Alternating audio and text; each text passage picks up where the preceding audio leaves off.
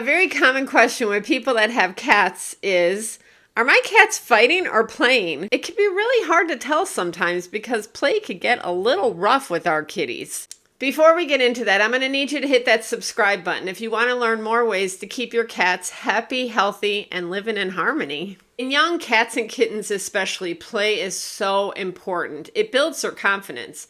I mean, imagine being the little runt of the litter and taking down one of the bigger kitties. It just builds your confidence. Housing when they're kittens is so important for them to learn not only skills of having confidence build, but it also shows them boundaries of what hurts and what doesn't hurt. Not only does play build confidence, but it also burns off energy in young cats as well as our grown cats. If you have more than one cat, I'm sure that you've witnessed this, is that playtime can get a little rough when they're playing together. My Frankie and Maggie love each other. They're best buddies, but every night they go into this play mode and it starts out with a little paw here, a little paw there, a little push, a little shove, a little chasing around.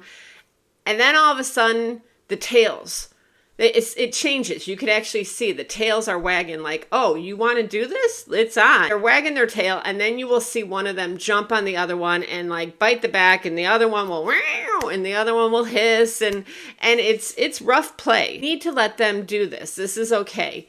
But let's talk about when it's too rough. When your cats are playing and it goes from a little cuteness to tails swishing hard, they're getting back, they're pouncing at each other, you hear cries and hissing. This all still may be okay, and we could just let it play out because a lot of times Maggie and Frankie, they will be on this. I'm ready to jump in, and they will stop themselves, give themselves a break, and then they go back to playing. And they do this every night. It burns off energy, and it's good.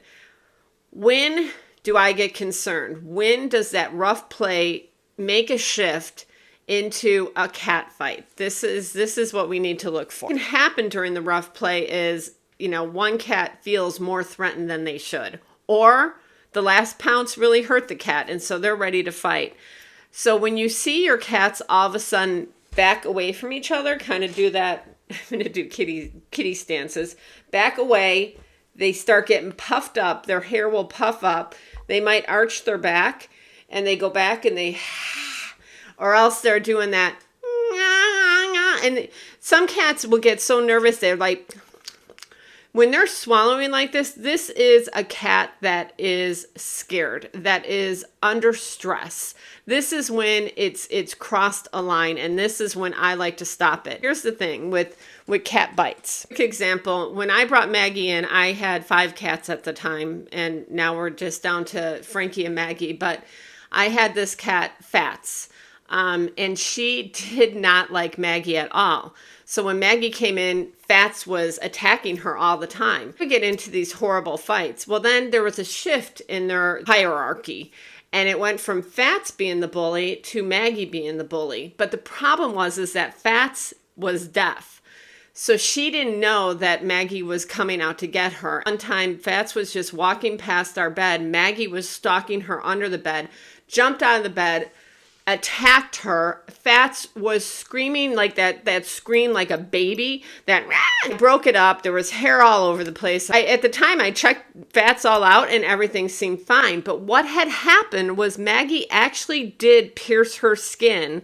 I didn't feel anything. There was no blood. A cat bite could be really bad because their canines are very sharp. They go in, the bacteria goes in with it, and what happens is an abscess could form on cats and people. If you get a cat bite and it's not bleeding and you see a little red line, you need to get to the emergency room. But I digress. About 3 days later, Fats was not acting herself, and I went to pet her, doing the whole pet thing that you go up their tail. And when I did that, there was this lump. She ended up having the worst abscess I've ever seen in my career of working with animals. It was horrible. It was painful. It was disgustingly stinky.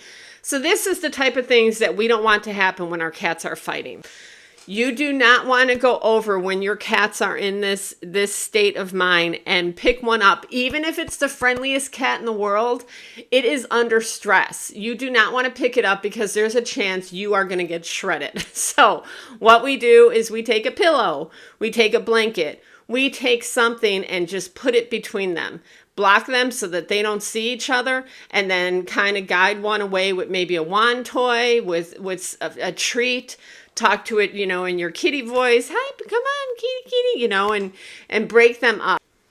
Even if you have two cats that are they cannot be in the same room together, otherwise they are in a cat fight, don't lose hope. There are things that you could do to help these cats live in harmony.